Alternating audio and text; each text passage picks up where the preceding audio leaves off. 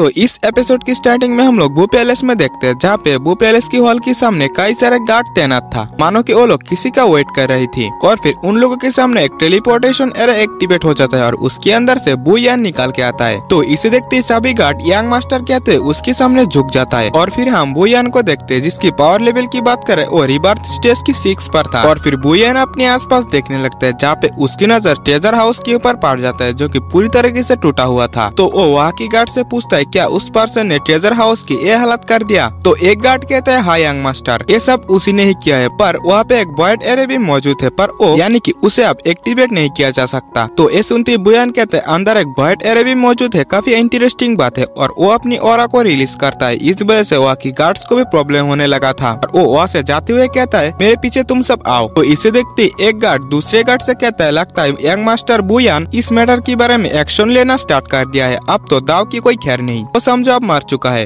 वो सभी गार्ड्स भी उसके पीछे पीछे जाने लगता है। और फिर यहाँ से सीन शिफ्ट होता रहा, हमें लिंक को दिखाया जाता है जहाँ पे लिंक अपनी कल्टीवेशन कर रहा था। और वहाँ पे जो कंटेनर में मौजूद कलरफुल लिक्विड की एनर्जी था, लिंक के साथ साथ लिंक की ब्लू लोटस भी काफी ज्यादा तेजी से उस एनर्जी को एब्जॉर्ब करने लगा था। और फिर वहाँ से लिंक अपने प्राइमर वर्ल्ड में पहुंच जाता है, जहाँ पे प्राइमर वर्ल्ड में पहुंचते उसके सामने उसकी डिवाइन सोल फिर से अपीयर हो जाता है। डिवाइन सोल के अंदर और एक इक्विपमेंट काफी ज्यादा मूवमेंट कर रहा था। लिंक भी समझ चुका था कि इस कलरफुल लिक्विड को एब्जॉर्ब करने की वजह से उसकी ब्रेक थ्रू की टाइम आ गया है, यानी कि इस इक्विपमेंट को खोलने के बाद वो कोई बिल्डिंग स्टेज की लेवल 5 पर पहुंच जाएगा। तो लिंक टाइम जाया ना करते हुए जल्द से जल्द उस इक्विपमेंट के अंदर एक पंच मार देता है। तो इस इक्विपमेंट की ओपन होते ही इस इक्विपमेंट के अंदर से एक लाइट आसमान की ओर शूट होता है और वो सीधा ही इन लाइफ एंड डेथ अरे में बदल जाता है, यानी कि इस बार लिंक को इसका सामना करना था।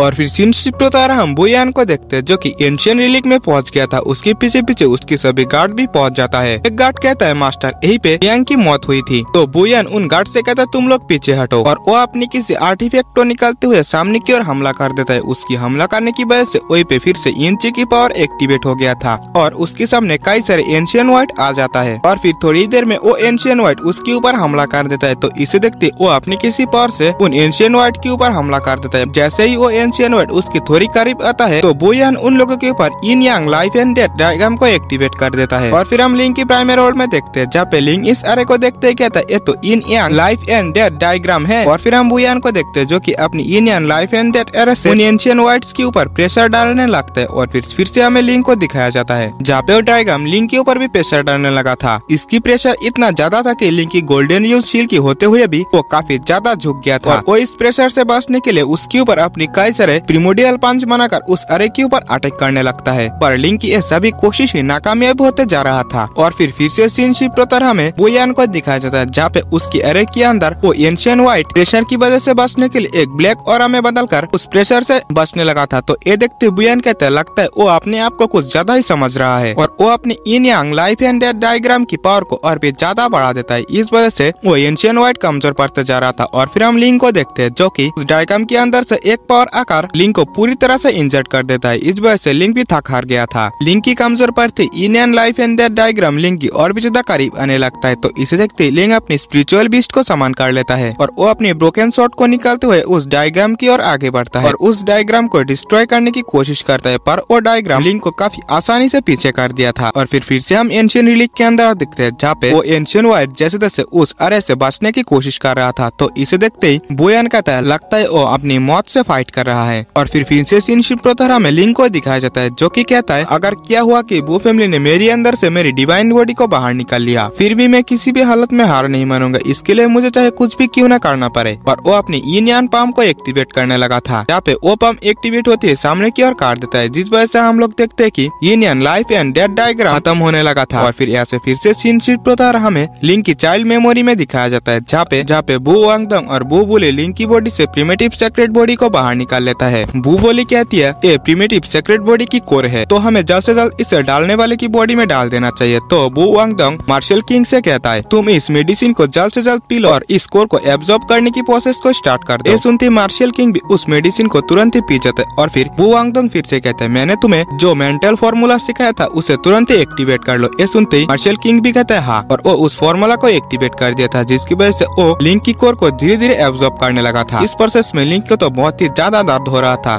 तो इसे देखते बू वांगडंग कहता है उसे किसी भी हालत में मारने मत दो, क्योंकि अगर वो मार गया तो ये प्रेमिलिटी पूरी तरीके से बर्बाद हो जाएगा। जाएगा। तो ये सुनते बुलबुली भी लिंक को कोई मेडिसिन खिला देता है, जिस वजह से इस प्रोसेस में लिंक की जान नहीं जाता। और फिर हम मार्शल किंग को देखते जो कि कुछ ही समय के अंदर ही उसकी कोर को पूरी तरीके से एब्जॉर्ब कर लिया था। इसकी वजह से हम लोग देखते हैं कि मार्शल किंग की बॉडी से काफी ज्यादा लाइट निकलने लगता है। इसे देखते बू यांगदोंग कहता इसने तो सक्सेसफुली इसे एब्जॉर्ब कर लिया और कुछ ही देर बाकी है इसके साथ पूरी तरीके से मर्ज हो जाएगा। तो ये देखते बुलबुली कहती है फ्यूचर में मार्शल किंग इस पूरी दुनिया को ही डोमिनेट करेगा और ये हमारे बू फैमिली को भी लीड करेगा। और फिर लिंग अपनी फादर और मदर को बुलाने लगता है। उसकी आवाज सुनकर लिंग की पेरेंट्स भी वहाँ पे पहुंच जाता है, जहाँ पे लिंग की हालत देखकर लिंग की फादर बू यांगदोंग के ऊपर हमला करते हुए कहता है मेरे बेटे के साथ तुमने क्या किया? तो बू यांगदोंग कहता है मैंने तो कुछ नहीं किया, मैं तो बस उसे हील करने की कोशिश कर रहा था। वो फिलहाल के लिए काफी ज्यादा कमजोर है, इस वजह से उसकी हालत ऐसा है। उसके ऐसा कहते मार्शल किंग की बॉडी के अंदर से काफी ज्यादा लाइट निकलने लगता है, क्योंकि उसकी प्रोसेस पूरी तरीके से कंप्लीट हो चुका था। इसे देखते लिंग की फादर भी पूरी तरीके से शॉक हो चुका था। लिंग की मदर कहती है इसकी बॉडी के अंदर से तो लिंग की ऑरा निकल रहा है। तो मार्शल किंग होश में आते हुए कहता है मैं प्रिमिटिव सेक्रेट बॉडी के साथ पूरी तरीके से मर्ज हो चुका हूँ। तो यहाँ की सिचुएशन को देखते लिंग की फादर और मदर समझ चुका था कि यहाँ पे क्या हुआ है। लिंग की मदर कहती है तुम लोगों जैसे चोर सबसे पावरफुल होना चाहता है, तुम्हारी जैसे बेशरम इंसान पूरी दुनिया में मौजूद नहीं है, तुम लोग जानवरों से भी ज्यादा बदतर हो। तो ये सुनते बू यांगदोंग कहता है तुम लोग जितना डांटना है डांट लो, पर अगर तुम लोग ऐसा भी चीजें बाहर किसी को बोलोगे तो तुम लोगों के मजाक ही उड़ाया जाएगा। और आज तुम्हारी बेटा मार्शल किंग की सबसे पावरफुल बनने की जर्नी में एक सीढ़ी बन पाया, इस वजह से मैं फ्यूचर में दाव क्लैन को अपनी बू फैमिली की एक संबंध क्लैन बना दूंगा। तो ये सुनते लिंग की फादर काफी ज्यादा गुस्सा होते हुए और अपनी किसी खतरनाक पावर को एक्टिवेट करते हुए कहता है मैं दाव जियाओटिया मैं बू फैमिली से मेरा और मेरे बेटे की बदला लेने के लिए पूरी बू फैमिली को ही डिस्ट्रॉय कर दूंगा। और फिर हम बू फैमिली की जमीन के अंदर से कई सारे स्पिरिचुअल ड्रैगन को बाहर निकालते हुए देखते हैं, जो कि बू फैमिली को धीरे धीरे डिस्ट्रॉय करते जा रहा था। और इसी के साथ ये एपिसोड यही पे एंड होता है। तो गाइस जैसा कि आप लोगों को पता चल चुका है कि लिंग की कोर मार्शल किंग के पास है, क्या हो अगर फ्यूचर में मार्शल किंग की आमना सामना लिंग से हो जाए, तब मार्शल किंग की बॉडी में लिंग की कोर होने की वजह से लिंग मार्शल किंग की बॉडी को ही कंट्रोल कर पाए, वो तो हमें आगे ही पता चलेगा। फिलहाल के लिए आप लोग हमारे चैनल को सब्सक्राइब करो और वीडियो को एक लाइक करो। मिलते हैं नेक्स्ट वीडियो में, बाय बाय।